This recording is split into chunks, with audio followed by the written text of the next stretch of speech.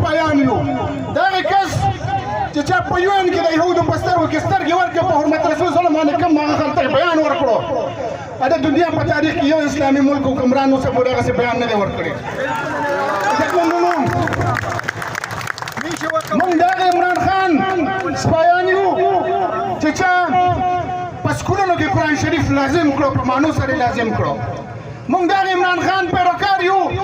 د هغه سپایان یو د هغه ټایګرز یو او دا د هغه شهید دی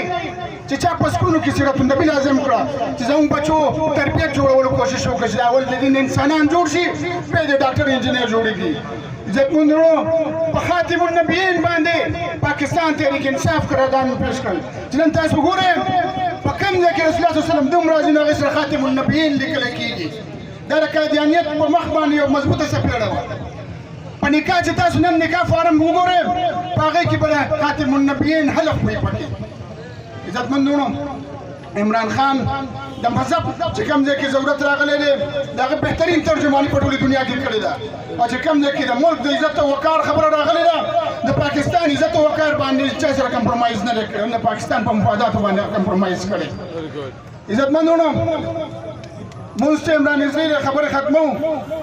خو موږ دې ته دا ښیو چې نن ریاست په سطح باندې ریاست طرف نه رشوتونه تقسیمېږي زموږ پولیس اهلکارو ته دا ویل کېږي د ریاست طرف نه چې پاکستان تحریک انصاف خلاف تاسو څومره سخت کټ ډاون کړی تاسو ته به دومره پیسې میلاویږي سپایي ته بل ریټ دی د تانیدار بل دی د ایس ایچ او بل دی د ډي ایس پي بل دی ریاست رشوت ورکوي ریاست میډیا والا ته بل رشوت میلاویږي زموږ بارون ته بل رشوت میلاویږي د ریاست د طرف نه چې آئین پامالي کېږي د هغې په حق کې تاسو مه راوځئ چې کوم د قانون سره ظلم زیاتی کېږي هغې خلاف مه راوځئ زموږ سپریم کورټ چې کوم فیصلې وکړې او کوم هغې د آئین پامالي وکړه